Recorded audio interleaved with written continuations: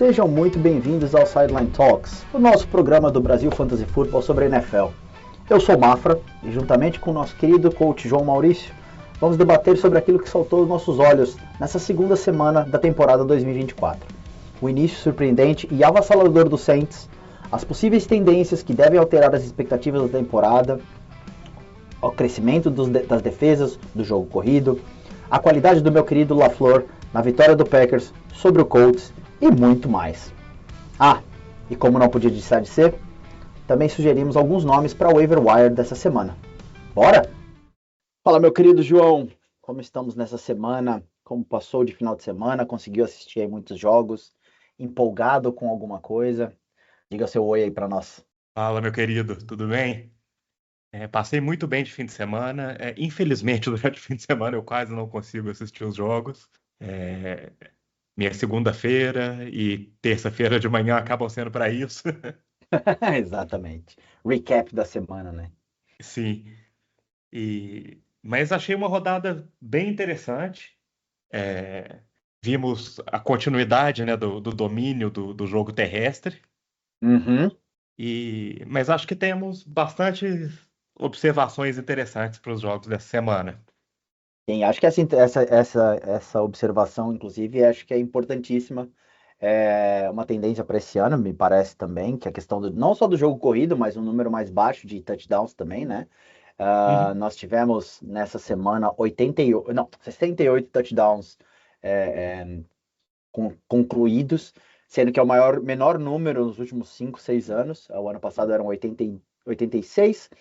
Então, essa semana tivemos 68 aí para as primeiras 2 semanas. É um número muito baixo, é um número muito interessante. Acho que tá, para fantasy, tá gerando aí uma série de experiências não muito saborosas para quem esperava, né? Alto número de touchdowns, principalmente das maiores estrelas. Eu Sim. mesmo perdi 2 matchups que eu estava ganhando porque simplesmente meus jogadores não fizeram pontos. Consegui perder uma das minhas matchups tendo Alvin Kamara, para você ter uma ideia. Porque, infelizmente, o resto do time não produziu o básico que se esperava. É, mas realmente, acho que é uma tendência deste ano, dos jogos corridos terem aí uma maior proeminência.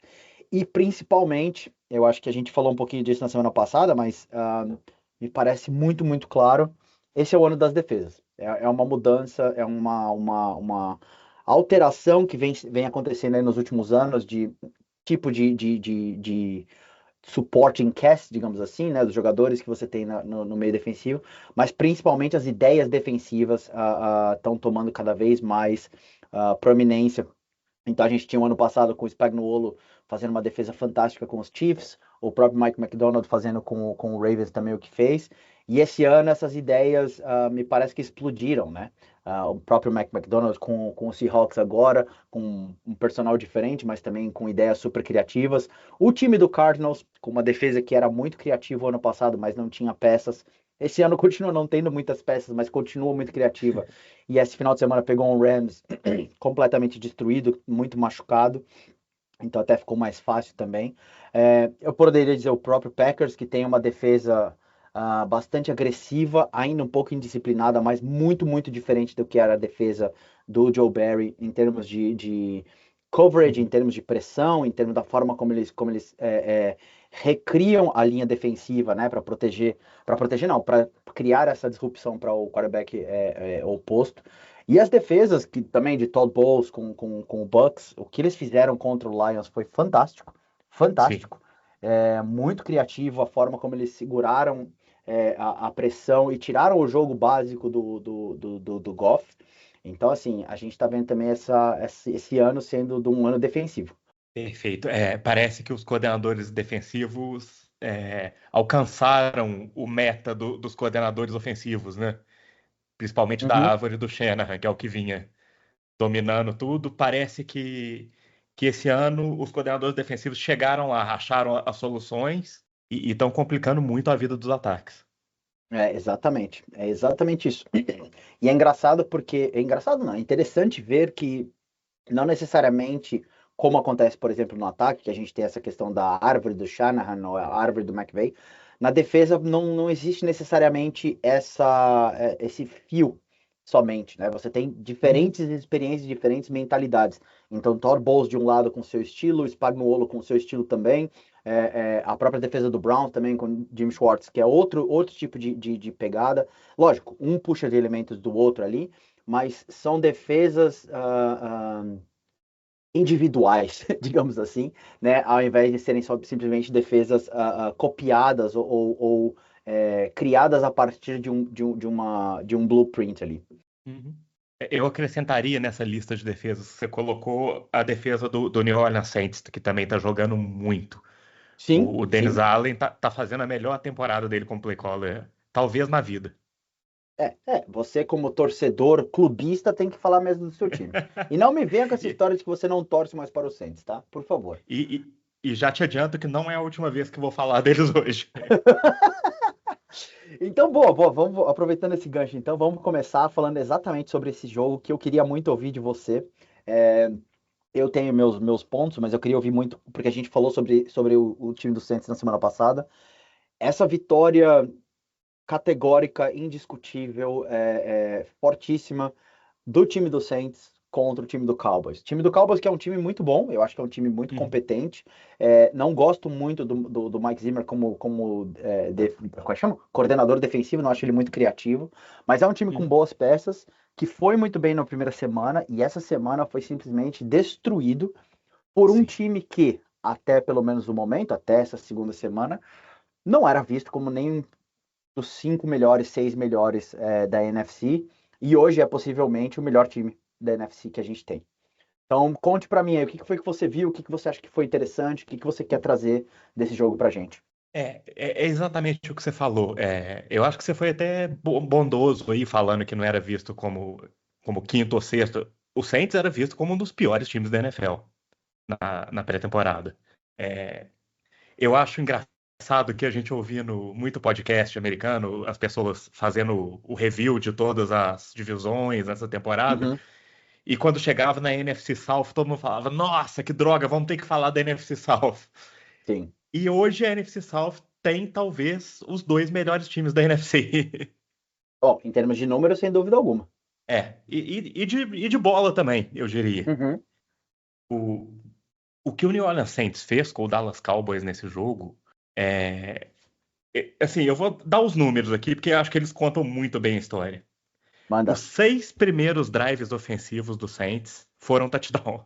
É isso aí E, imenso. e isso, eu vou aproveitar e vou dar os números do Saints para a temporada inteira.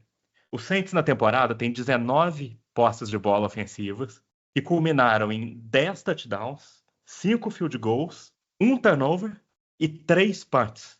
O Saints tem 3 punts na temporada. E dois deles, os dois no jogo contra a Carolina, foram já com o time reserva em campo, com o Jake Henry como quarterback. Uhum. Em termos de porcentagem, a NFL esse ano tem uma média de drives terminados em punch em 35%. O do Saints é 15%. Terminado em turnovers, 11%. O do Saints, 5%. Terminados em turnover on downs, são 5%. O Saints não tem nenhum turnover on downs. Terminados em touchdown, 18%. O do Saints é 52%. Esse número acho que é o que mais impressiona mesmo, porque é uma média absurdamente alta, Absurda. insustentável no Insustentável, decorrer da sem dúvida. temporada. Mas é uma coisa que, assim, a gente poderia, na semana passada, ter dito que o valor ofensivo, ou o valor geral, digamos assim, que o Saints apresentou, estava enviesado por conta do adversário ser muito fraco, que foi o Uhum, Carolina Panthers, né? uhum. Mas essa semana é simplesmente impossível dizer isso. É simplesmente Sim, impossível você apontar essa questão do adversário fraco, porque eles jogaram contra o Cowboys. Cowboys, sim. que é perennialmente um dos times considerados postulantes, pelo menos aos playoffs, né? Na pior das hipóteses, como um dos wild cards. E foi um jogo, como você mesmo com esses números aí disse, foi dominante, né? Dominante. Foi simplesmente absurdo. E o Derek Carr na primeira semana meteu 300 jardas, aliás, 200 jardas e 3 touchdowns na primeira semana, ele fez exatamente a mesma coisa essa semana, com 243 jardas e 3 touchdowns totais, né? Dois de Sim. passe e um corrido lá que ele deu aquele E o, pseudo touch push. e o mais impressionante para mim é que o Derek Carr terminou todas as campanhas em que ele esteve na Red Zone em touchdown. E esse, para mim, era o grande defeito do Derek Carr como quarterback. Ele chegava na red zone e ele não conseguia marcar touchdowns. Hum, Então, a gente está vendo o Derek Carr, assim, indo para a melhor temporada da carreira dele, fácil. sem dúvida. É, e a melhor temporada do Derek Carr na carreira é disputando MVP, porque ele já disputou MVP na carreira. Uhum. Então, eu acho que hoje não tem como a gente não colocar o New Orleans Saints como um dos favoritos ao título da NFC. Considerando o nivelamento atual, e o que a gente falou no comecinho agora do programa sobre a questão das defesas, que a defesa também do Saints vem apresentando. E eu acho que já era uma defesa boa, não era uma defesa ruim, por mais que a gente Uhum, pudesse discutir que era o time menos espetacular ou interessante para se assistir antes de começar a uhum. temporada. É uma defesa que a gente tem que respeitar, é uma boa defesa. Sim, cheio de Eu concordo veteranos. contigo. Eu concordo contigo que sair 2-0 logo no começo dessa temporada, considerando também as outras derrapadas de alguns outros times, sem dúvida alguma, é um dos times mais fortes da NFC, um dos times a ser batido. E pelo que apresentou contra o Dallas, eu não consigo dizer que nenhum time teria facilidade em vencer o Saints. Ou seja, não consigo dizer que, olha, se o Saints pegar o Chiefs amanhã, o Uhum. Chiefs ganha facilmente. Ou eu vou colocar aqui já como uma derrota clara para o Saints. Ou se o É, Saints pegar o 49ers, o Saints vai tomar uma sacolada. Acho que não ninguém tem como consegue falar. mais fazer isso agora. Não tem como. O grande calcanhar de Aquiles desse time, que era a linha ofensiva, tá jogando muito bem. O, Uhum. o ponto fraco continua sendo o Trevor Penning, mas ele tá sendo mediano. Agora, o Talisson Fuaga tá jogando muito. E o que Muito. tá me surpreendendo muito é o miolo da linha ofensiva, porque o Eric McCoy já era um dos melhores centers da liga. Mas os Uhum. dois guards, o César Ruiz e o Lucas Patrick, estão jogando muito também. Lucas Patrick, cria do Packers, sempre achei que ele Pois fosse um é. cara que ele dependia do esquema. Ele não é um cara ruim, não acho nada Isso. demais. Agora, o César Ruiz está me surpreendendo. Inclusive, não sei se você assistiu o jogo, ou os highlights do jogo. No lance em que o Camara corre pela direita e ele vai Sim, para a end zone, cara, o Ruiz ele sai correndo junto. E ele é, eu vi, sei ele lá, acompanha o Camara, né? o dobro do meu peso. Ele é gigante, aquele cara. Ele é muito grande e ele é muito rápido. E ele vai Hum. acompanhando ao lado a lado o Camara exatamente para proteger, caso precise ali para chegar na endzone. Eu achei absurdo assim, o preparo físico. Logicamente, o preparo físico de qualquer jogador da NFL é absurdo. Mas o preparo Sim. físico que ele tem em comparação com outros jogadores da NFL, eu fiquei surpreso. Assim. Ainda É, acho que ele não é o. Ele talvez seja o elo mais fraco nessa questão de é, é, proteção, hum, descida a descida, mas ele tem uma função e está sendo bem utilizado pelo grupo técnico ali para exatamente mascarar essas questões. perfeito. Eu acho que é exatamente isso, cara. O ponto forte de todos esses jogadores da linha ofensiva do Saints, com exceção talvez do Eric McCoy, é a corrida. Eles são muito melhores na corrida do que na proteção de passe. Uhum. Então, o que o Clint Kubiak está fazendo? Quase todos os passes do Saints são em play action.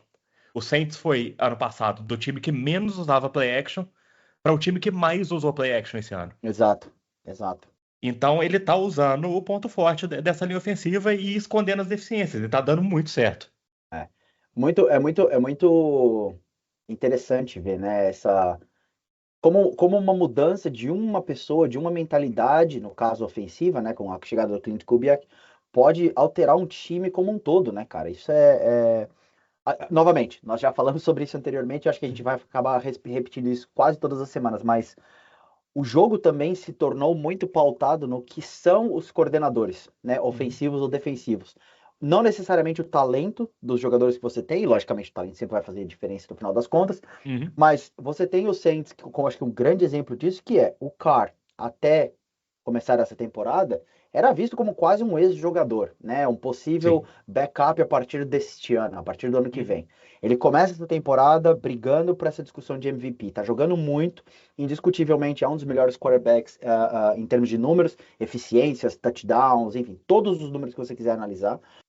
Ele trouxe o Clint Kubiak trouxe essa renovação para o time do Saints também, né? E tá trazendo esse poderio ofensivo, só com essa mudança de mentalidade. E a gente vê isso em outros times também, vários outros times que estão com esse refresh ou essa nova abordagem também, com bastante sucesso. Eu arriscaria dizer que o maior reforço de qualquer time da NFL nessa pré-temporada foi o Clint Kubiak chegando no Saints. Sim, sim. E o que ele tá fazendo também com o Rashid Shaheed, que nunca foi um jogador ruim, tá? Eu não acho ele ruim. Mas ele sempre foi um jogador complementar. O que ele tá fazendo nessa temporada, a forma como ele colocou um protagonismo em cima do Shaheed é impressionante. O Sim. Shaheed, só para colocar em contexto, assim, o Shaheed, ele tá em 15º entre todos os wide receivers em yards per route run. Ou seja, que é o número de jardas por corrida, né? Quanto ele ganha de jardas por corrida feitas. Ele está em 15º, à frente dele está o Cooper Kupp, com 2,15 jardas por corrida. O Shaheed tem 2,11 e atrás do Shaheed está um cara que acho que todo mundo o coloca em alta conta, ou tem ele como elite, que é o Deebo Samuel. Ele tem 2,07. Isso desde que o Shaheed entrou na liga, que foi 2022. Ou seja, nesses últimos 2 anos aí, 2, 3 anos, o Shaheed está mostrando por números que é um jogador muito, muito perto de ser elite. Apesar de ainda não ter, talvez, o reconhecimento ou os fogos de artifício ao redor do seu nome. Sim. E o que isso quer dizer? Comprem Rashid Shaheed enquanto vocês ainda conseguem. Eu ainda tenho minhas ressalvas com relação a ele, mas sem dúvida alguma, eu vou queimar a minha língua e não confie no meu receio, confie na produção que ele tem demonstrado aí, porque realmente tem sido muito, muito alta. E antes da gente passar para o próximo aqui, eu só quero saber uma coisa, João, isso do teu ponto de vista, você como torcedor do Saints e que acompanha esse time há muito tempo. Alvin Kamara renasceu. Renasceu, cara. E eu Renasceu, não, porque o ano eu não passado. esperava essa. É, exato, a eficiência dele o ano passado foi muito baixa, apesar de muitos números, e principalmente Uhum, no Fantasy ele teve ali números absurdos, porque ele teve 53 recepções. uhum. Mas assim, a eficiência dele o ano passado foi muito ruim. Este ano, ele tá fazendo de tudo. Parece Alvin Kamara de 2019, 2020, 2021. Ano passado ele estava vindo de lesão, mas como não era uma lesão muito séria, eu não achei que esse era o motivo do declínio dele. Mas aparentemente era, porque agora ele está jogando como, como na melhor fase dele. E você acha que ele aguenta a temporada toda assim? Você acha que ele vai levar isso? Você tem algum receio? Tem bastante receio. Ele já não é mais um jogador tão jovem e tá vindo já de uma temporada com muito volume. Uhum. Com running back, eu sempre espero o pior. Justo. Mas, assim, não acho que ele tenha um risco muito maior que outros jogadores nessa situação, de já Uhum. estar mais para lá que para cá da carreira e com volume alto. É, mas, assim, se, por exemplo, em redraft eu conseguisse trocar ele pelo Saquon Barkley, eu trocaria. Mas acho que Hum. não trocaria ele por nenhum outro running back. Tirando Bijan Robinson e Breece Hall. Ok, ok. Eu não, apesar da primeira semana muito boa de Saquon Barkley contra o meu Packers, eu tenho meus pontos de atenção com relação ao Saquon e com relação ao time do Eagles. Inclusive, o Eagles que, né, essa noite agora perdeu para o Falcons no Sim. último drive, ou penúltimo drive, porque ainda teve, né, um pouquinho ali, uma sobrinha. O Eagles deu É, uma de Falcons contra os Falcons, né? olha, sim, sim, o Eagles falconizou, né, como a gente esperava. Ah, como a gente esperava, não, como ninguém esperava, eu acho. Mas ontem o time do Eagles acho que expôs exatamente todos os problemas que eu imaginava que eles teriam nessa temporada, que até eles tiveram contra o próprio Packers, né, com 3 turnovers e Uhum. uma secundária ali completamente perdida. O drible que o Drake London dá no CJ Gardner-Johnson no final ali também é absurdo, assim. Isso daí é a segunda vez que acontece em 2 semanas. Uhum. Ah, eu acho que o time do Eagles, que jogou no Brasil, que jogou contra o Packers, foi um time muito resiliente, foi um time que conseguiu superar os próprios erros, ao mesmo tempo que, como eu falei na semana passada, acho que o Packers acabou perdendo para si próprio e não ter convertido os turnovers que conseguiu no começo, e os pênaltis imbecis, digamos assim, de primeira semana que aconteceram, e o Eagles acabou conseguindo capitalizar em cima disso. Ontem foi exatamente um jogo parecido em termos de falta de efetividade, falta de criatividade do jogo. Você mencionou na semana passada que você já estava apaixonado por Nick Sirianni, pela Uhum. personalidade dele, e realmente eu acho ele um cara super bacana. Eu realmente gosto dessa energia que ele traz. Mas acho que ontem também mostrou muito dessa coisa de quão limitado ele é para fazer esse time do Eagles jogar de uma forma Uhum. diferente. Não obstante, falta de Jason Kelce, como eu avisei, é para mim o maior buraco desse time que perde o Sim. cérebro que a equipe toda tinha e o time se torna muito mais simples, muito mais previsível e muito mais dependente de grandes jogadas dos seus grandes nomes. Por AJ Brown também não estar ontem em campo, você limita ainda mais o quanto o time pode fazer. Uhum. Perfeito. E você chegou a assistir esse jogo? Você chegou a ver os highlights desse jogo de ontem? Conseguiu ver alguma coisa? Não, foi o único jogo que eu não acompanhei nada ainda. É, imagino. Para vocês que estão nos ouvindo, saibam que nós temos família também. Às vezes nós não conseguimos, né, fazer esse acompanhamento, mas isso faz parte. Eu espero que depois você consiga olhar também. João, se você tiver também qualquer ponto aí, partilha pra gente no nosso grupão do WhatsApp Claro. ou no próprio Twitter, Threads, Blue Sky, né? Sempre importante ver esse ponto de vista. Mas eu tenho para mim que o jogo de ontem contra o Falcons, eu também não assisti o jogo inteiro, eu assisti os highlights mais cedo, porque, como vocês sabem, também é minha questão de fuso horário. É, mas eu vi um time muito limitado, muito previsível, como eu acabei de explicar. E é um ponto de atenção para a equipe do Eagles nessa temporada.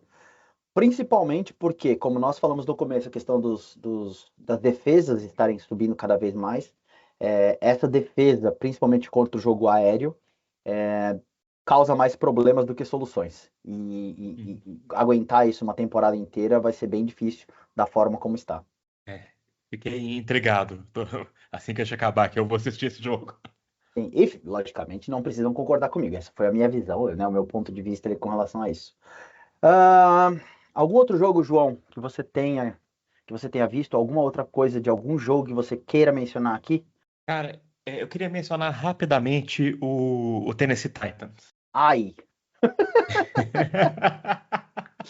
ai, ai, Tennessee Titans e Malik Willis e Will Levis, acho que talvez sejam os dois maiores erros nossos do Sim. Sideline Talks, né? Primeiro grande erro de Sideline Talks, Titans e Will Levis. Mas diga, por É, favor. mas eu queria mencionar justamente porque eu ainda não estou convencido de que tenha sido um erro. Opa! Conte, É, conte. eu quis assistir detalhadamente esse jogo porque eu vi o fumble do Will Levis, que foi uma coisa extremamente estúpida. A repetição da primeira semana, aham. Exatamente. E eu fui assistir esperando mais ou menos o que eu tinha visto na primeira semana dele, que foi um desastre quase completo. Uhum, E não foi isso que eu vi. Eu acho que a exceção daquele lance, e claro, e alguns outros lances menores, o Will Levis jogou bem. Eu acho que ele tá tendo problemas com a linha ofensiva é muito ruim, uhum. mas ele consegue lidar bem com isso. Ele tem sabido se movimentar no pocket, isso que já é uma característica dele, ele não se importa de apanhar enquanto está fazendo a jogada, ele faz o É passe verdade. sabendo que vai tomar uma porrada. Então, eu ainda vejo alguma esperança para esse ataque. Eu acho que o Brian Callahan deu um puxão de orelha nele, acho que com toda a razão. Ele realmente tem que parar de fazer esse tipo de jogada. Uhum. Mas eu acho que se isso acontecer, se ele realmente parar de fazer esse tipo de jogada, ele vai ser um quarterback competente esse ano. É, E esse é meu hot take de hoje. eu quero estar do seu lado porque vendemos a ideia de Will Levis para muita gente, para nós mesmos também, né? E nesse exato momento isso não está se pagando. Mas essa é a experiência de Will Levis, né? É isso que a gente já sabe que ele seria. Will Levis tem um baita de um braço, ele tem uma precisão muito grande em passes muito longos. Ah, mas ele é muito imaturo nas suas decisões. Eu acho que, como você falou, ele fica ali no pocket para tomar a porrada, ele tem essa constituição física, digamos assim, meio estilo Big Ben, né, de Sim, querer buscar o contato, mas ele ainda é muito, o poder de decisão dele ainda é muito baixo, não é nem indeciso, ele tem decisão, ele sabe o que ele quer fazer, mas ele executa às vezes muito mal essa ideia dele. sim. esse passe que ele dá essa semana, que foi semelhante à semana passada, em que ele simplesmente ele tem um peido mental ali, acho que é a melhor forma de definir isso, que é o tal do brain fart em inglês. É, ele vai ter essas situações todos os jogos, ou pelo menos quando ele entra em modo criação, né? Um, e para jogar em estrutura, é como você falou, a linha ofensiva ainda está muito ruim. Eu acho que a gente talvez tinha uma expectativa muito grande de Bill Callahan, o pai Sim, do Bill Brian, Callahan. né? Exato, o Bill Callahan, o coordenador de linha ofensiva, ele ia fazer milagres com esse time, ou Sim. ia transformar essa linha, pelo menos, em uma questão que não atrapalhe. E nessas 2 semanas tem atrapalhado bastante e exposto muito mais esses erros do Will Levis. Para a semana que vem, o Titans pegam o Packers e acho bem difícil eles terem uma semana mais tranquila, considerando o Uhum. número de pressões que a defesa do Packers tem demonstrado, o que eles fizeram contra o Anthony Richardson agora, nesse final de semana, contra o, né, do Colts e Packers, Sim. o número de blitz diferentes que eles têm feito e a pressão que tem se colocado, acho que o Will Levis pode ter mais uma semana aí complicada, e isso vai minando um pouco também da confiança. É, Por mais que o Will Levis seja talvez um dos quarterbacks mais arrogantes da NFL, no bom sentido, tá? Não arrogante de babaca, mas arrogante sim. no sentido cara, eu sei, eu consigo, eu funciono. Ele tem uma pose diferente, né? Mas Ele eu acho acha que que ele é o Josh Allen, né? exato, exato. É exatamente isso, assim. Ele tem a arrogância do Josh Allen, sem ter a habilidade do Josh Allen. O Josh Allen não é tão arrogante assim quanto o Will Levis. Sim. Então eu acho que vai ser uma semana difícil, a próxima semana para ele também. E isso pode acabar minando essa questão de confiança no longo prazo. E até mesmo, talvez, a paciência do Brian Callahan, que vai olhar e vai falar: olha, sinto muito, eu preciso ganhar jogos aqui, eu não vim aqui para brincar. Will Levis, você tá acumulando erros fáceis, erros simples, vai para o banco agora, não me atrapalha, né? Porque, como a gente falou, o Titans não foi um time que simplesmente herdou o Will Levis e falou: a gente vai rodar essa temporada do jeito que for e ano que vem a gente tem uma pique alta. Não, eles construíram um time, eles trouxeram jogadores, né, com o Ridley principalmente, mas trouxeram um time para que o Levis pudesse jogar, né? Foi Sim. pensado em fazer maximizar o talento dele, ou as coisas boas que ele tem. E até o momento isso não tem acontecido. Então eu também fico curioso até que ponto esse time vai carregar isso, considerando também que já por conta de estar em 0-2, né, eles vão ter problemas para ir para os playoffs, que é uma das coisas que eu havia dito antes da temporada, que low-key eu tava colocando o Titans como um postulante à última vaga de wild card. E agora eu simplesmente acho que isso é impossível. É. E o jogo contra os Packers dessa semana tem mais um complicador, que é o Revenge Game do Malik Willis, né? O famoso lei do ex. Torcendo muito para isso, viu, João? Torcendo muito para que a lei do ex faça com que Malik Willis tenha 8 touchdowns, 400 jardas corridas, 400 jardas passadas. É só o que eu espero. Mas falando nisso, cara, um jogo que eu não vi, porque eu sabia que eu podia contar com você para me contar a respeito. Como é que Uhum. foi o Malik Willis nos Packers? Suficiente. Cara, o Malik Willis jogou aquilo que a gente espera de muitos quarterbacks pouco talentosos, que é o não atrapalhar, sabe? Hum, E foi exatamente isso que ele fez. Ele jogou cometendo pouquíssimos erros, ele jogou no que foi pedido dele. O passe que ele dá para o Dontavian Wicks, para o touchdown, e que dá o primeiro touchdown da carreira dele, é, foi uma jogada desenhada para funcionar daquela forma, em que o uhum. Dontavian Wicks ele corre muito bem, consegue pegar a bola e ter espaço para entrar na end zone. Uh, e eu acho que assim, é, eu posso ficar aqui 10 minutos falando sobre o Matt LaFleur, mas mostra muito o quão grande é o Matt LaFleur como head coach, como play caller ele é. Sim, Porque é muito fácil falar, né, que você vai colocar um cara para não atrapalhar o jogo e você vai fazer o quarterback fazer o básico. E o básico é suficiente para você não perder.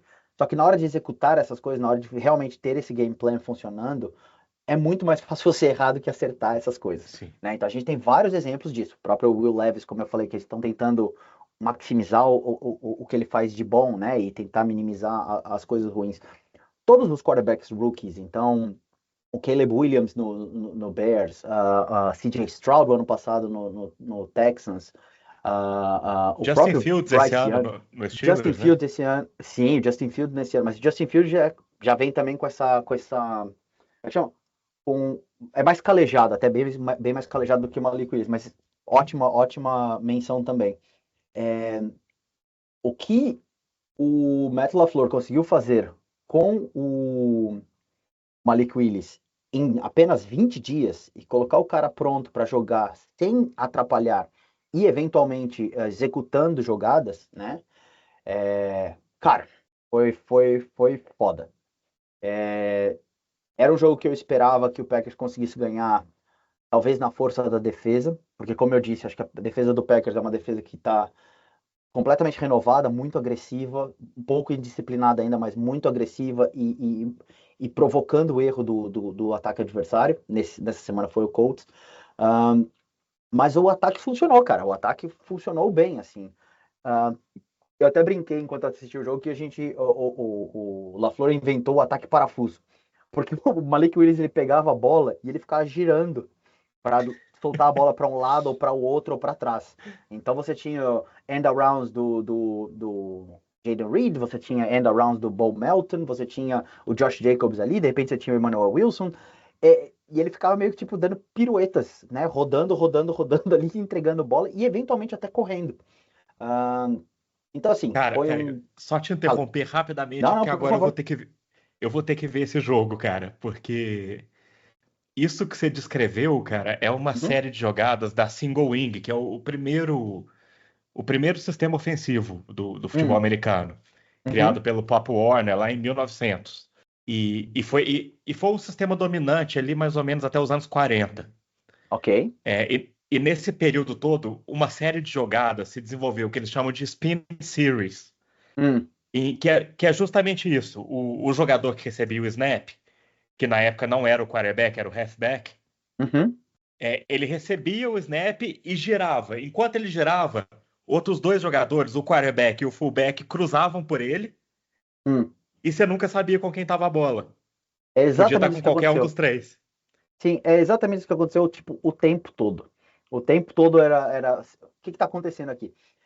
É uma versão de jogo mais Moderna. corrida do que o Packers fez no ano passado, em que o Jordan Love ele pega a bola, aí ele olha para um lado, ele finge que vai passar a bola para o lado, ele olha para o outro, e aí de repente ele olha para frente e o Tucker Craft está solto no meio do campo, assim, porque ele parou, ele basicamente fez a progressão e até de costas.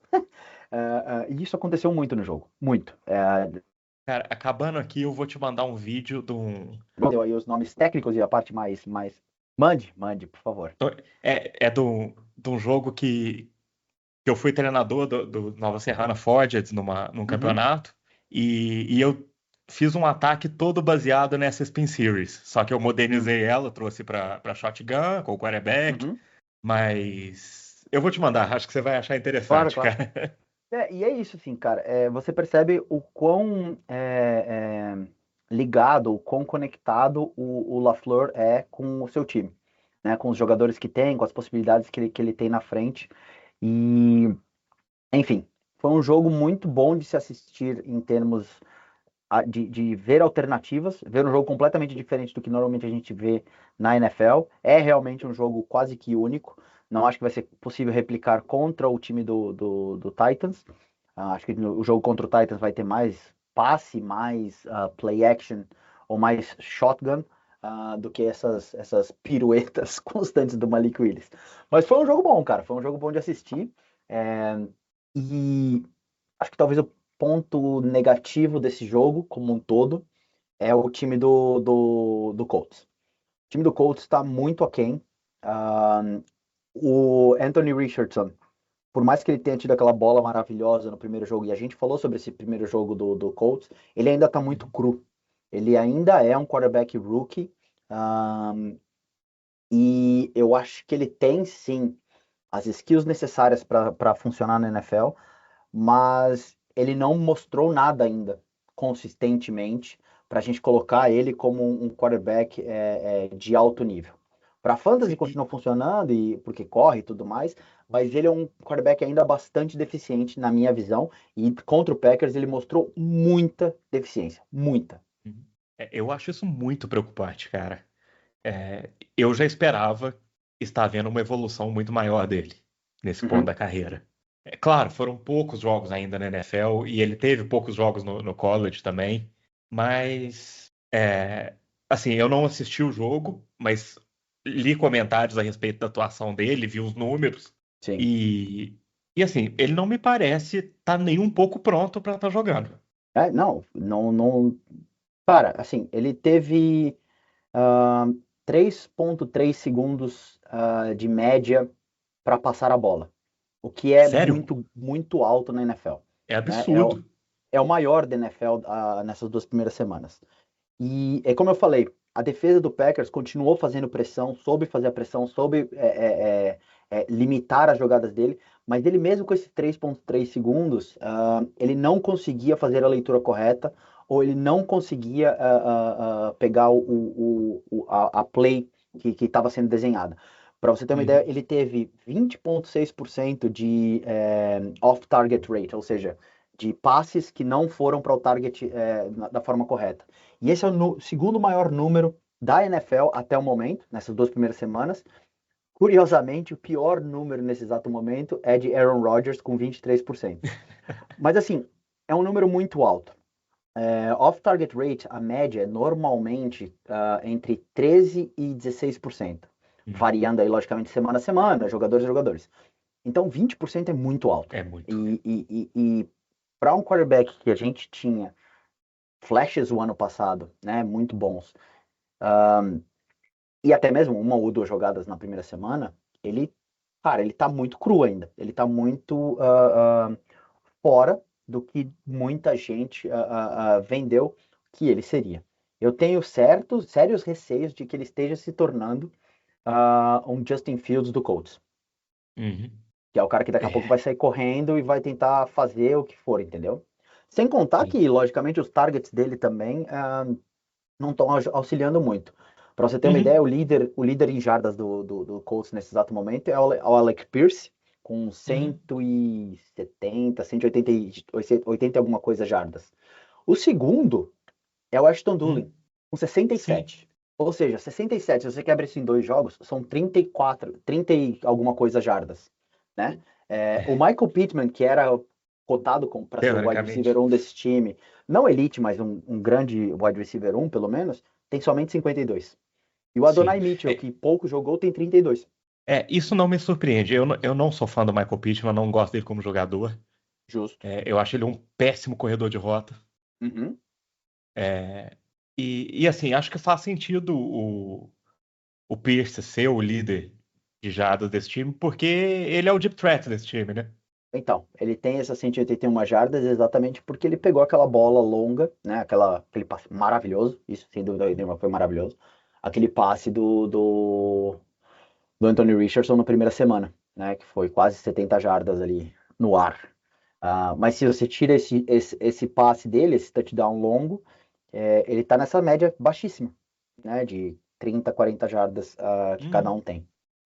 Eu, a partir de agora, vou tentar vender o Anthony Richardson onde eu tenho ele, É, porque, assim, eu tô muito preocupado, muito preocupado. então, meu ponto só em fantasy é que a questão é o efeito Justin Fields, né? Ele Uhum. pode ser um quarterback ruim, mas ele vai ter muitos pontos, porque daqui a pouco ele sai correndo para salvar a própria vida, para tentar fazer, que é uma Sim. coisa que até agora ele não fez tanto, tá? Que também É, fique bem claro que ele não tem corrido tanto. Quem correu e correu bem foi o Jonathan Taylor. Ele teve mais de 100 uhum. jardas nesse jogo contra o Packers, mostrou que tá 100%, tá saudável, né? Tá funcionando. Então ele pelo menos foi um ponto positivo desse time do Colts, que tá cheio de pontos negativos, na minha opinião. Sim, e a minha preocupação com o Richardson é essa, porque ele vai conseguir produzir enquanto estiver jogando, mas até quando ele vai estar jogando? Uhum. É, isso é um grande caveat aí, né? Eu acho que essa temporada ele tá tranquilo aí, que ele vai ser o titular se não lesionar. Mas a partir do ano que vem, já não tem garantia nenhuma. O Sérgio falou no nosso grupo lá, e um amigo meu também, o Benign, ele também mencionou que o Ballard deve ter alguma coisa, algum esqueleto escondido do Irsay, porque não é possível que ele continue nesse time. E eu acho que realmente o Colts está precisando de um hard reset ali gigantesco, cara. Sim. Eles precisam de um influxo de novas ideias, novas pessoas, novos técnicos em todos os lugares. Assim, é um time que ele já começa a temporada você sabendo que eles não vão nem pra lá nem pra cá. A gente falou um pouco sobre o Saints não ter sido o time, ser o time menos espetacular, né, ou menos interessante da NFL. E o Colts está se tornando isso também, cara. Assim, por mais que a gente fale, nossa, o Anthony Richardson com o jogo corrido pode fazer. Qual que é a graça de assistir o Colts nesse exato momento? Qual que é o grande diferencial desse time que te faz empolgar e assistir, sabe? Não tem, Uhum. não tem. Não. É. Eu acho que a questão do Ballard é que ele era tão promissor, mas tão promissor que as pessoas demoraram a aceitar que ele não era bom. Esse é um ponto interessante. Sim, pode ser esse caso. É, eu tô curioso para ver o que vai ser feito desse time aí, principalmente porque, novamente, 0-2 na temporada já é um problema para brigar para playoffs, considerando outros times que estão mais na frente, que talvez nem, não no caso do Colts, mas talvez não sejam tão talentosos, mas estão, né, acumulando vitórias, como por exemplo o Patriots, que é um time brigador, um time limitado, Sim. mas tem uma vitória já. Né? Não, e convenhamos, o time tá 0-2 sem mostrar nenhum potencial. Então acho que a gente pode Não, falar claramente que eles já estão fora da briga pelos playoffs. exatamente, 0-2 justíssimo, né? O 0-2 que você fala, né? É, Esse time merece estar 0-2. Falando em 0-2, e aproveitando esse gancho aqui, e o Ravens, meu cara? Ravens perdeu na saída, né? Na largada da temporada, para o time do Chiefs, naquelas duas últimas sim. jogadas em que o Lamar não conseguiu completar o passe, não conseguiram finalizar o jogo. E agora, esse final de semana, simplesmente perderam para Las Vegas Raiders, que era um jogo que, se você olha somente para o calendário, você fala, esse jogo, Ravens, é a vitória do Ravens, né? Vitória fácil. Vitória fácil, exatamente. Como você disse, né, cara? É um time que perdeu para os Chiefs por 1 centímetro, literalmente. Sim, por um dedão. É. E aí depois vai e perde para o time cujo quarterback é o Gardner Minshew. Cara, assim, eu nem sei muito o que falar sobre esse jogo. Eu acho que, para mim, um ponto de destaque negativo para o Ravens é a linha ofensiva, Uhum, que tem jogado muito pior do que o esperado. Eu diria até que é o contraponto ali para a linha ofensiva do Saints, que ninguém esperava nada, esperava ser a pior linha ofensiva e está jogando muito. Com o Ravens está acontecendo ao contrário. É uma linha ofensiva que, assim, ninguém colocava entre as melhores, mas todo mundo esperava que ia ser ok, uhum, boa, e tá jogando muito mal. Nesse jogo, até o fim do primeiro tempo, se não me engano, o Derrick Henry tinha 5 jardas. hum. Então, se o Derrick Henry termina o primeiro tempo com 5 jardas, esse ataque não tá conseguindo fazer nada. Tá jogando tudo nas costas do Lamar e isso não funciona para ele, cara. O Lamar é um quarterback bom justamente por ele ser fenomenal como corredor, saber improvisar, mas ele não é um cara que você vai jogar o jogo nas costas dele, cara, totalmente. Porque ele, como passador, é de mediano para baixo. Eu vou brigar contigo com essa sua afirmação aí, tá? Essa afirmação você não vou deixar passar, não. O Lamar é um excelente passador, é, mas o que eu acho que o Lamar tem de deficiência é o que você mencionou sobre a questão de poder criativo. Uhum, Ah, no sentido de coloca nas costas dele que ele resolve. sim. Eu concordo que, por mais que ele tenha habilidade no jogo corrido, por mais que eu acho que ele seja um excelente passador, e ele realmente salva o time em algumas situações, ele precisa ter o mínimo de estrutura ao redor. Ele precisa ter o mínimo de competência à sua volta. E é como você falou, a linha ofensiva, nesse exato momento, ela não é nem competente, ela é incompetente. Uhum. E isso acaba extrapolando ainda mais, abrindo ainda mais os problemas. Sem contar que, logicamente, além de Zay Flowers e Mark Andrews também tá sumido, não sei o que tá acontecendo, mas tá sumido. Eles não têm ninguém para auxiliar, né, esse jogo do Ravens. Acho que Agora, não é nem só o Mark Andrews, né, cara? Os tight ends estão sumidos sim, a G na Like ele NFL. teve seu jogo. Sim, sim, como um todo, exceção feita talvez ao próprio Las Vegas Raiders, né? Sim, E sim. O time do Bengals também acessou todos os tight ends possíveis, acho que 73 vezes cada um deles. Ah, mas o Ravens hoje não tem uma tranquilidade de progressão. É meio quase que, Sim. vai lá, Lamar, resolve. É hero ball o tempo todo, vai e faz. O Zay Flowers tem sido, acho que, o ponto positivo desse time, no sentido de que ele Uhum, está correndo mais rotas, correndo diferentes rotas, ele está mais presente no jogo, e como eu achava já antes do começo do ano, e está se provando, ele é o principal target desse time, ele é o principal foco uhum. desse time, né? Ele faz umas catches absurdas, ele tem umas corridas muito boas, ah, mas logicamente isso não é suficiente para um time que perdeu alguns nomes na defesa, ainda consegue se sustentar defensivamente, não é um time horrível, né? Ah, mas por caírem agora para 0-2, é um time que simplesmente não pode errar mais. Não há espaço para o time do Ravens errar, se eles têm alguma chance de playoffs, o que eu já acho bem difícil, considerando esse calendário, que agora eles vão pegar o Cowboys, depois eles têm Bills, e depois eles têm o Bengals. Ou seja, Uhum. é muito fácil a gente estar falando de um time que era postulante ao título antes dessa temporada começar, e de repente eles estão 0-5. Uhum. É. Eu não acho que eles estejam numa situação assim desesperadora, porque Uhum. eu acho que a divisão está bem aberta. Eu acho que os Browns estão mal, eu acho que os Bengals estão mal, estão relativamente mal, jogaram bem melhor essa semana do que a primeira. Uhum. E os Steelers estão 2-0, mas carregados pela defesa e assim, e sem convencer, né? Sendo eficientes, mas ninguém se surpreenderia com qualquer time da NFL vencendo eles, Mas sim, menos o Carolina. cara, você falou uma palavra muito importante para o time dos Steelers: eficiência. Eles fazem o jogo que precisa fazer contra o outro time. E parece muito o que aconteceu ano passado também, em que o Uhum. time era eficiente. E eficiente não é números top 5 da NFL, não é, nossa, melhor passer rating, success rate. Não, é eficiente contra o adversário que eles estão jogando naquela semana. Sim. Mas É, o problema é que em algum momento você vai precisar que o quarterback ponha o time nas costas e ganhe um jogo. sim, sim, sem dúvida E alguma. isso não vai acontecer com os Steelers. Mas eles já estão 2-0. Eles Sim, podem se sim. dar ao luxo de ter Não, claro. esses três Pra, jogos, entendeu? não, para mim são os favoritos da divisão, mas o que eu quero dizer é que a divisão tá aberta. Sim, sim, sim, sem dúvida alguma. A AFC North já vimos coisas muito piores acontecerem. Sem dúvida alguma, uma divisão ainda bem aberta, principalmente considerando o Ravens, que é possivelmente o time mais forte dessa divisão, sendo o último nesse exato momento. Né? Uhum. É, É, e falando dos Raiders, como você já citou, eu acho que o nome do jogo foi o Brock Bowers no ataque, uhum, que é o melhor tight end da NFL esse ano, acho que o único que tem sido confiável até agora. é.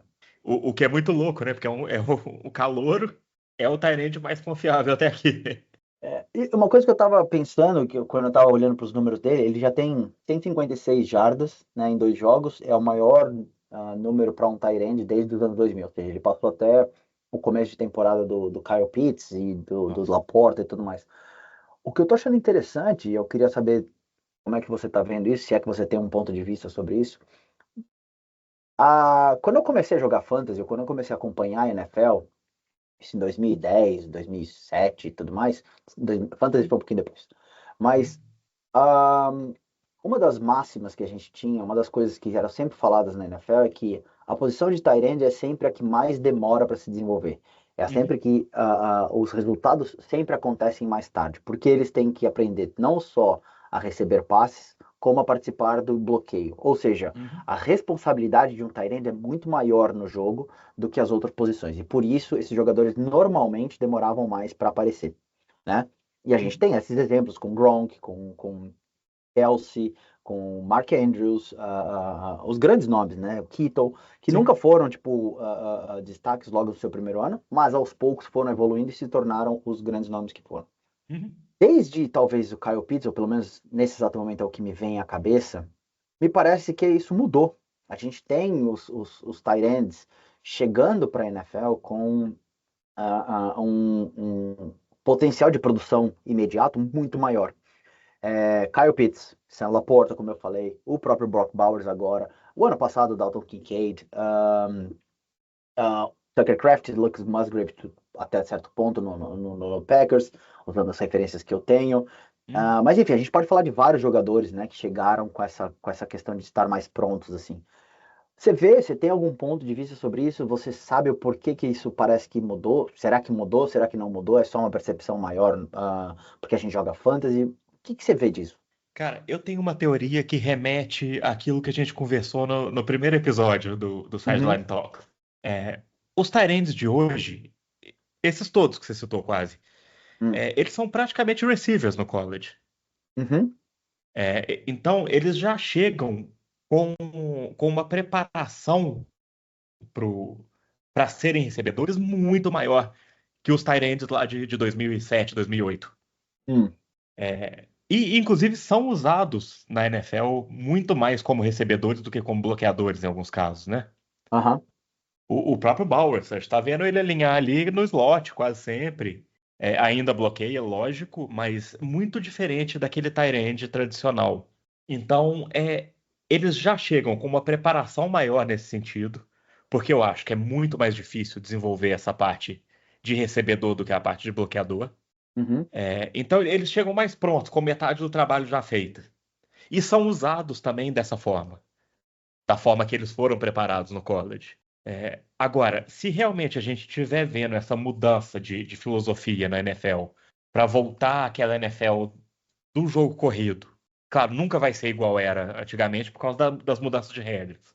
uhum, Mas se a gente vê uma ênfase maior na corrida, é, esses tight ends vão começar a ser usados cada vez mais exclusivamente como recebedores. A gente vai ver eles tendo menos tempo de jogo, entrando mais em jogadas de passe. Inclusive, a gente já vê isso muito, né? Normalmente, os tight ends que jogam em 11 personnel, que é um tight end só e um running back só, é, muitas vezes eles não estão em campo quando eles estão jogando em 12 personnel, que é dois tight ends e um running back, sim, que normalmente são jogadas de corrida. uhum, Então, a gente já tem isso. O que a gente vê no Fantasy como tight end titular, nem sempre está em campo. Inclusive quando tem dois tight ends. eu tô pensando aqui exatamente porque o Raiders é um time que tem feito muito isso, né? Uhum. O Brock Bowers, por tudo que você mencionou e pelo talento que ele tem demonstrado, a questão de pegar passe, ele tem estado em campo junto com o Michael Mayer, né? Que é o Uhum. bloqueador, porque eles realmente veem ele como o cara do passe. A minha questão é essa mudança de Tyrande se tornando cada vez mais pass catchers, certo? Uhum. Ou chegarem prontos, porque jogam no college como pass catchers, chegarem mais prontos para essa responsabilidade, ela tende a alterar também o jogo como um todo, não? Porque você passa a ter essa figura do tight end como sendo claramente um recebedor, e não mais esse cara que, ou ele é um dual, não é dual threat, mas uma responsabilidade dupla, né, de tanto Uhum. fazer o bloqueio como o passe, e isso não acaba limitando ou deixando mais claro as intenções do ataque para a defesa? Sim, eu acho que nesse caso da defesa saber se é um passe ou uma corrida, com certeza. Hum, Mas isso já acontece muito, né? Os personnel groupings já entregam muito isso. uhum, Por exemplo, quando um time está em 12 personnel, fazer um passe é quase como uma trick play. uhum, Não é o que se espera, não é o que vai acontecer na grande maioria das vezes. Então eu acho que isso acontece, isso existe. Essas tendências, e claro, isso varia muito de time para time também. uhum, claro, do talento que você tem no time, né? É. Agora, nas vezes em que a tendência é quebrada, você tem um mismatch. É, Uhum, porque se você tá com o Brock Bowers alinhado no slot contra um nickelback ou contra um safety, você tem uma vantagem gigante na corrida, né? Uhum, sim. Então, ainda tem isso. Mesmo você entregando a intenção do que vai acontecer na maior parte das vezes, você tem essa possibilidade do misdirection ali, de fazer algo inesperado e ganhar uma grande vantagem nisso. Uhum. Muitas vezes, para um coordenador ofensivo, parecer previsível é bom, Que, porque a que o diga defesa o Sean também se McVay. torna. Sim, exatamente. Uhum. É, isso é um conceito já muito antigo também, da época da single wing, que a gente já falou, que eles chamam de series-based football, em que você tem uma jogada base, e, que é a jogada que você repete, repete, repete, e a partir daí você tem jogadas que se parecem com ela, mas que a complementam, que são contragolpes ao que a defesa pode fazer para parar ela. Você vai E, adorar e assistir mesmo o jogo do Packers. muito do sucesso desses treinadores todos que a gente tem hoje, o Shanahan, McVay, LaFleur, Uhum. é porque eles usam esse conceito do series-based football, que estava ausente no que dominou até então, na West Coast mais tradicional. Sim. Eles trouxeram isso de volta. E mais do que a parte que a gente vê mais, né, do motion, do play action, eu acho que essa ideia de fazer essa series-based football é o grande trunfo desses treinadores. Porque você condiciona a defesa a responder de uma forma. E a Uhum. partir daí você consegue explorar as deficiências dessa maneira de defender. Esse acho que é exatamente a definição do Illusion of Complexity, né? Que o Sean McVay acho que é Uhum, o principal mestre. Mas eu falei, você acha que vai adorar assistir o jogo do Packers desse final de semana exatamente por isso, porque várias e várias vezes você vê a mesma formação, você vê a mesma estrutura, e por duas, três jogadas você vê exatamente a mesma execução. E aí você começa a perceber que a defesa do Colts está se organizando da mesma forma. Ou eles já ficam, o linebacker já espera que o jogo vai ser daquele jeito A, B, C ou D, então ele se posiciona e ele ataca o espaço no qual ele já está olhando, ou que ele já viu uhum. acontecer. E aí é quando você tem um Bo Melton do nada pegando a bola e saindo correndo, e você fala, peraí, a bola foi pro Bo Melton? Como assim? Sim. Vai ser interessante você assistir esse jogo, eu quero depois ver realmente como é que você. Qual que é o seu feedback com isso. E acho que curioso para ver se essa questão dos tight ends ela se mantém até o final da temporada. A gente tem visto realmente um número muito baixo de atuações de tight ends, por mais que Brock Bowers seja aí o grande nome, e o Isaiah Likely tenha ido bem na primeira semana. Mas eu tô curioso para saber como é que essa mudança, se é que é uma mudança ou não, né, vai afetar a NFL como um todo. Considerando que nós temos um influxo muito grande de talentos na posição de tight end, né? Vários e vários jogadores muito bons, ou pelo menos com grande potencial, vieram nesses últimos 3 anos aí para essa posição em si. Sim. E a maioria ainda não se manifestou nessa temporada, né? Exatamente, exatamente. O, Temos aí. você falou do Illusion of Complexity do Sean McVay. Uhum. É, tinha um técnico que se chamava Tony DeMaio. Ele usava um termo para isso, que ele chamava de pôr um batom diferente no mesmo porco. Muito boa expressão. Mas é isso, é isso. É você mudar pouco fazer uma grande mudança ali. Você Sim. mostrar pouca mudança, mas na verdade a mudança ser muito grande. João, eu tenho uma pergunta para você. Eu fiquei te fazendo no começo como chama? Da nossa gravação, É. mas acabou que a gente passou, a gente falou um pouquinho do Eagles, do Sirianni. Eu só queria voltar nisso antes da gente falar da waiver wire dessa semana. É, Em conversas com o nosso querido amigo Nathan e vendo Uhum. um dos Reels que vocês criaram, né? É, Como é que essa história de que você inventou, e eu coloco inventou entre aspas, porque a NFL é muito dinâmica, mas como foi essa história que você que inventou o tush push, foi você quem deu a inspiração para que o time do Eagles, né, fizesse esse tush push? Conta um pouquinho pra gente essa história, porque essa história é muito curiosa. Bicho, claro, o Nathan fez o vídeo para ser engraçado, né, cara? Falando que eu que Não, inventei eu o já comprei a Sirianni. ideia que você que inventou isso daí e que o Eagles só é bem sucedido por sua causa, cara. Cara, em 2018, eu fui treinar um time, o Nova Serrana Forgeds. Uhum.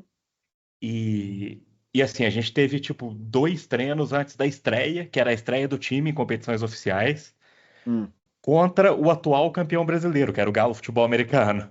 uhum, E aí, nesses 2 treinos que a gente teve antes, eu tentei fazer um ataque totalmente baseado em corrida, que fosse minimamente funcional, só para a gente não fazer muito feio. certo. E assim, fizemos feio. Perdemos o jogo, se não me engano, de 93-7. Tem 7 pontos aí, tá bom, cara. Melhor do Pois que é, mas, zero. mas foi da defesa. É melhor do que zero de qualquer forma. É. Parabéns. Mas entre as coisas que a gente fez no jogo, uma delas foi uma jogada, cara, que é dos primórdios também do futebol americano, que chama wedge, em que a Uhum, linha ofensiva inteira bloqueia em formato de cunha. Os hum, guards empurram o center, os tackles empurram os guards, os tight ends empurram os tackles. E o uhum, quarterback corre atrás disso. uhum, E ali, a gente, nos treinos, viu uma coisa, que o quarterback estava correndo, mas além desse tanto de gente na linha, eu ainda tinha um fullback e 2 wingbacks. Era uma formação totalmente fechada. hum, Então, no treino surgiu essa ideia do fullback e os wingbacks entrarem atrás dessa parede, uhum. empurrando o quarterback para somar mais peso ali no ponto de ataque. Cara, e deu tão certo que o Galo ele entrou no jogo contra a gente com a defesa reserva. Uhum. E aí a gente fez isso 2 vezes, eles trocaram e colocaram os titulares. Não, pera aí, isso daqui não É, pode ser não. Vamos lá. e aí, a hora que eles colocaram os titulares, a gente não teve mais sucesso nenhum com isso. Mas eu vi que era uma coisa que contra um time do nosso nível ou um pouco maior do nosso nível funcionaria muito bem. Aham. E começamos a utilizar muito. E deu muito certo. O tempo todo que eu fiquei como técnico do Nova Serrana Forges, eu não chamei um extra point no chute. A gente ia para 2 em todas e convertia em quase todas. Muito bem, muito bem. Também não chutava punts, quarta descida eu ia para corrida. Esse é um cara, né? Tem medo. Sim. Isso aí. Muito Ah, bem. cara, quando você é um underdog, você tem que tentar essas coisas, né, cara? Eu acho também, eu acho também. Mas olha, eu vou falar E uma deu coisa. muito certo. Nesse campeonato, na nossa estreia, a gente chegou na semifinal. Tá ótimo. Parabéns. É. Muito bem. Mas agora, isso não é totalmente uma invenção nossa. Isso é um conceito que vem de um ataque chamado Double Wing, do coach Don Marcan, que teve muito sucesso no high school na Califórnia e na Europa, principalmente na Finlândia. Isso não é É, verdade. Isso não é verdade. ele Essa, criou esse essa, ataque e depois. não, essa tática, ela surgiu no filme do Mighty Ducks, que é aquela tática do pessoal no jogo do hockey lá, que eles fazem aquele V, exatamente para fazer o gol, que aí o cara vai no meio ali, assim. Eu sei que vocês Putz, estão eu acho que. querendo Ah, sim. usar. Vocês estão É querendo bem usar isso. NFL aí, não sei o quê. Não, não, não, não, não. Isso daí é tática da Disney, do filme do Mighty Ducks. Tá? Eu lembro muito bem disso da década de 90, em que eles faziam um Vzinho e o cara ia pelo meio, você ia trocando a bolinha ali sem ninguém ver, exatamente para não saber quem ia fazer o gol. Mas tá certo, tá certo. Funcionou, funcionou. Vocês Mas ganharam e foram peraí, aos playoffs. de que ano que é esse filme? Putz, esse filme é de 89? Eu não sei. Vou até Tá, então. procurar. 92, Oh, 92. ah, não. Então, com certeza já existia antes no futebol americano. Não, claro, tô brincando. Mas deve ter pego a inspiração desse filme, assim, que, né? Usou. Sim. Mas é um negócio, cara. Até o que eu falei com o Natan, cara. No futebol americano é igual na ciência, cara. Nada é descoberto individualmente num lugar só. Todo mundo descobre ao mesmo tempo. Sim, sim. E é o que você falou, né? É uma reutilização de ideias o tempo todo, como você próprio mencionou quando a gente estava falando do LaFleur. Possivelmente o que ele fez nesse final de semana é uma ideia, um conceito de 60, 70, 100 anos atrás, assim Uhum, como como é que chama? Um Air Raid Offense também é baseado em conceitos da década de 50 e as coisas vão uhum. se renovando o tempo todo, né? Sim. Quem usa muito a single wing é o Andy Reid nos Chiefs. Ele, Hum, ele tem um pacote de Red Zone que é single wing. ok. Acho que eu nunca prestei atenção nesse, mas vou procurar. Ah, eu vou te mandar, cara. Eu sou Boa. muito nerd com essas coisas, eu fico reparando isso tudo e guardando. Manda que eu adoro ver essas questões também, adoro aprender a parte mais de táticas, de formações e tudo mais.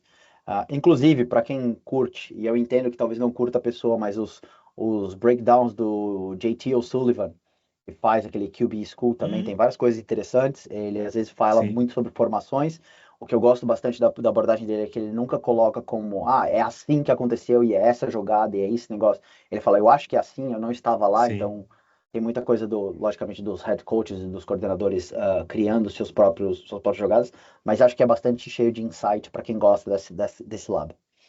Ele é meu preferido desses analistas de quarterbacks do YouTube. Ah, que bom. Achei que você fosse, né, falar que você não gosta dele, porque realmente ele tem uma Não, eu gosto muito personalidade que dele. às vezes não é das melhores. Mas eu também gosto muito dele. Eu acho que ele tem uma abordagem muito didática no explicar do jogo. Sim. Bom, João, vamos lá para a gente finalizar então. Vou passar aqui agora pelos nomes de waiver wire da semana 3. Esses são alguns dos principais nomes, logicamente, muitos deles já devem ter até roster, se você ouviu a gente na semana passada. E aí eu vou falando aqui os nomes, você me diz dois, três que você acha que valem realmente a pena. Uhum. Para quarterback, acho que a gente vai no básico. Derek Carr, para quem não tiver ainda, duvido. Uhum. Geno Smith, que é o QB 8 nessas duas primeiras semanas, tá jogando também muito bem, muito, muito bem. Poucos erros, não tá espetacular, só que esse ataque do Ryan Grubb tá funcionando super bem para ele também. Sam Darnold, e aí? Se você estiver desesperado, porque já começaram as lesões, já começaram os problemas, possivelmente Skylar Thompson, né? Por conta da questão da lesão do Tua. Inclusive, espero que o Tua tome a decisão correta com relação à sua própria vida, não só carreira, mas a sua própria vida, porque Uhum. 3 concussões é difícil. Ah, O triste é o, que eu pro- acho que ele não vai tomar a decisão correta, cara. Infelizmente, eu também concordo, mas eu torço para que ele tome a decisão que seja melhor para ele e que se ele realmente for continuar na NFL, que nada aconteça com ele, mas eu acho que ele já vai ter lesões aí ao longo da vida, infelizmente, pelas 3 porradas que ele tomou. E o outro também, se você estiver mais desesperado, eu acho que vale a pena. Curioso para ver, logicamente, como funciona, como é que vai jogar, mas o próprio Malik Willis. Eu acho que ele tem uma matchup interessante contra o Titans, é o tal do jogo a lei do ex. É, mas ele mostrou, por mais que ele tenha mostrado pouco, ele mostrou ali que pode te dar uns pontinhos para essa semana. E, logicamente, Andy Dalton, que acho que deve estar no topo da lista de todo mundo aí para essa semana, por conta da questão dele ter sido colocado como titular no lugar do Bryce Young, que foi bem bancado aí pelo Dave Canales. Para running backs, temos Carson Steele e Samaje Perine, não sabemos qual dos dois, e temos até Kareem Hunt como uma possível adição aí do Chiefs, porque o Isaiah Uhum. Pacheco se machucou, o Isaiah Pacheco está fora por pelo menos 4 jogos, está marcado 6, ele vai para IR, porque ele quebrou a fíbula dele. Temos Braylon Allen também, Braylon Allen como RB2 do Jets, foi muito bem esse final de semana, 2 touchdowns, dominou o jogo na forma como ele jogou. Então também pode ser aí um cara que RB1, RB2 do Jets, né? Atrás logicamente, do Breece Hall, mais um cara com projeção. O Ty Chandler, que é o reserva no Vikings, mas também teve seu momento de protagonismo. Aaron Jones, que eu amo, todo mundo sabe disso, é meu jogador preferido na NFL. Teve um fumble nesse jogo contra o 49ers. Um, e não consegue necessariamente, ou não querem que ele tenha um workload muito absurdo, então o Ty Chandler é uma opção. E o Antônio Gibson, que surgiu bem nessa segunda semana, apesar de ter sido sumido na primeira, foi bem, menos touches do que o Stevenson, mas é um nome interessante, porque está também participando desse gameplay. Para wide receivers, passando rapidinho pelos nomes, DeMarcus Robinson, Tyler Johnson e Jordan Whittington, um desses três vai ter que jogar para esse time do Rams que perdeu o Puka Nacua e provavelmente perdeu o Cooper Kupp também por algum tempo. É um time cheio de buracos, que vai ter provavelmente que passar muito a bola.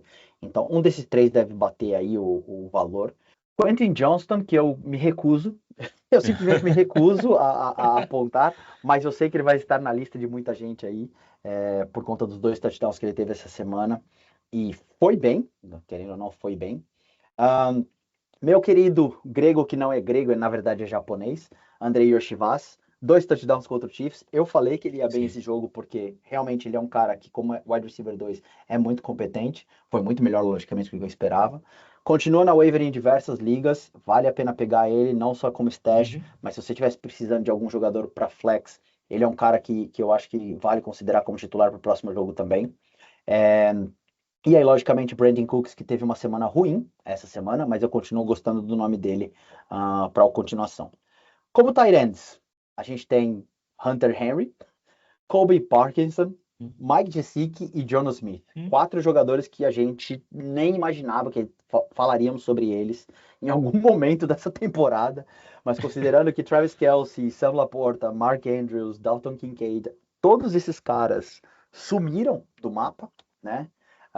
Esses outros nomes surgiram. Hunter Henry teve mais de 100 jardas essa semana. Não acho que seja sustentável, 100 jardas por jogo, mas ali 40, 30, 40 e eventualmente um touchdown, eu acho super possível.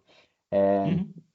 E o Colby Parkinson, por conta da questão de falta de Puka Nacua e Cooper Kupp, também é um ótimo nome para ir atrás. Perfeito.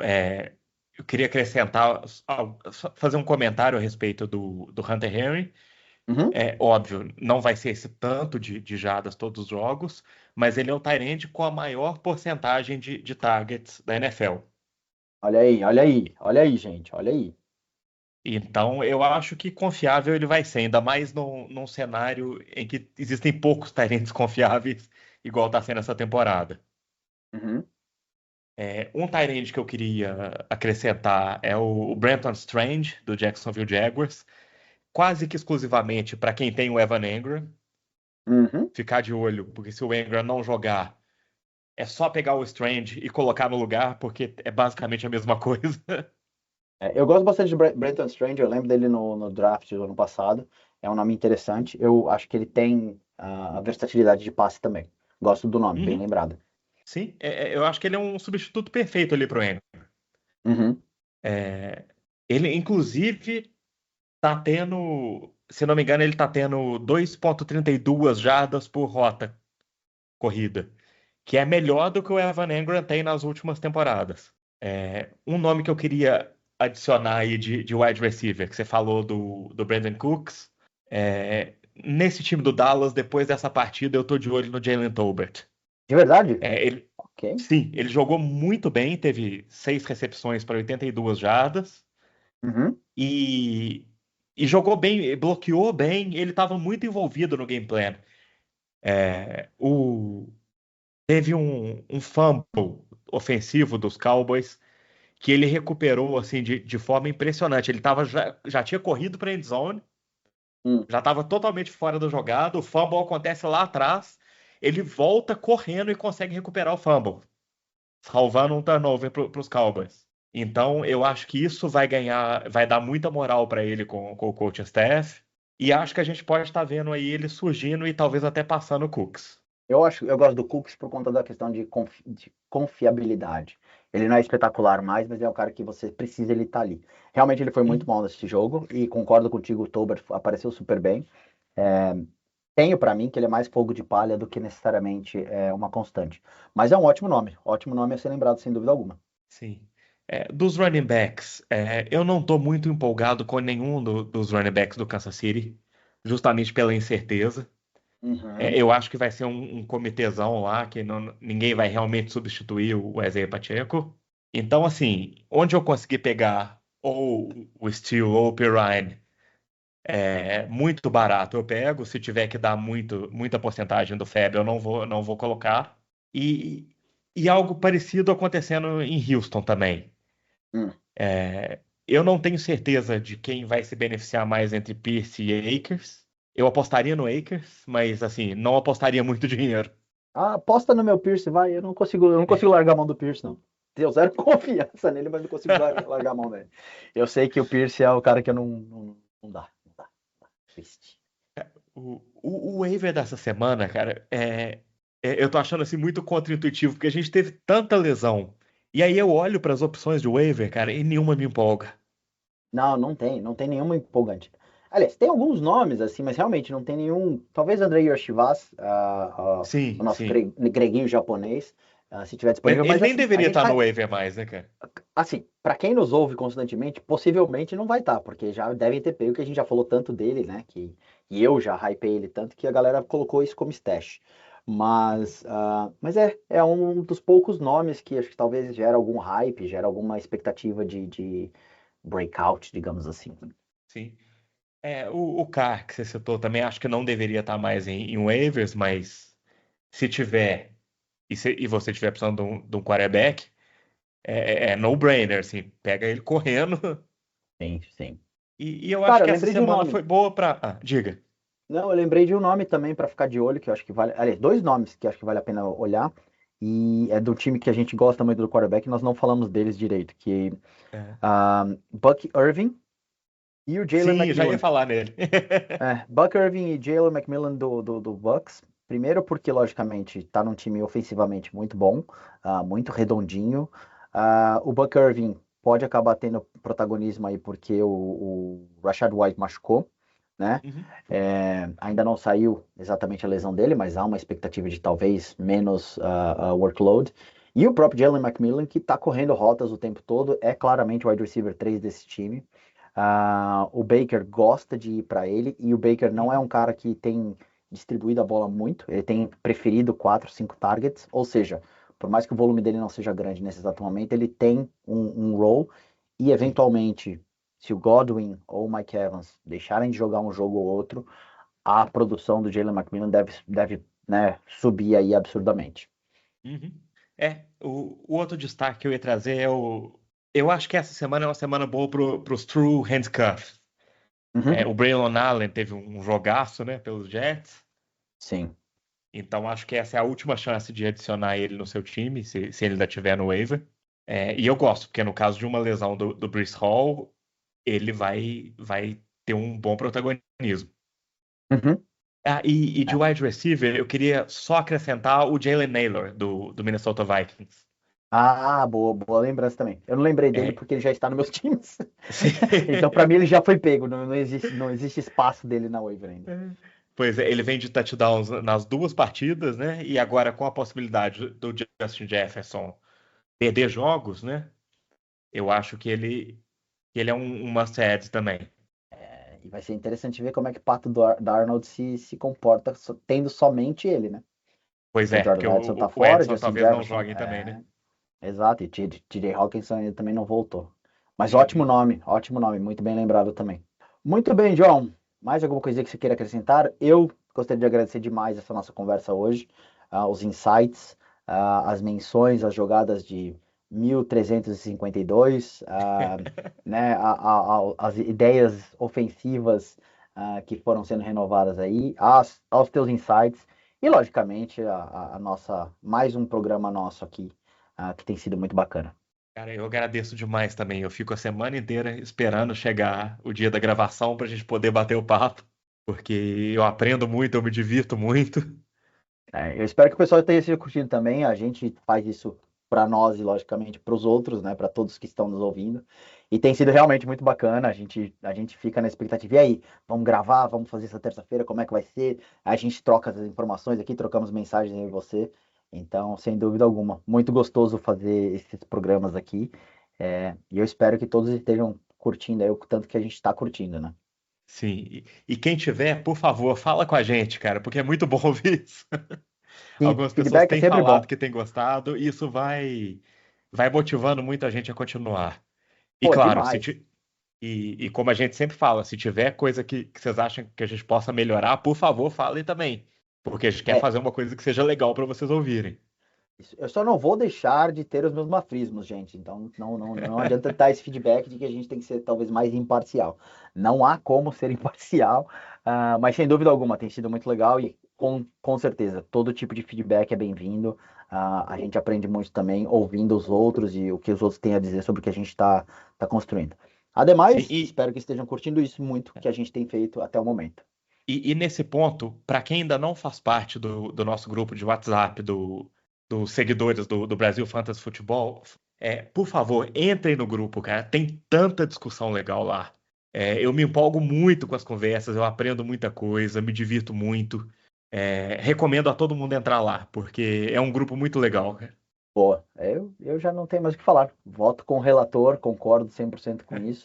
Se você quiser entrar no grupo, fala com o João, fala comigo, manda mensagem no Blue Sky, no Threads, no Twitter, para quem ainda estiver com o Twitter, como no meu caso. Estamos mais do que disponíveis para todo tipo de feedback, conversas, acertos, erros. puxões de orelha.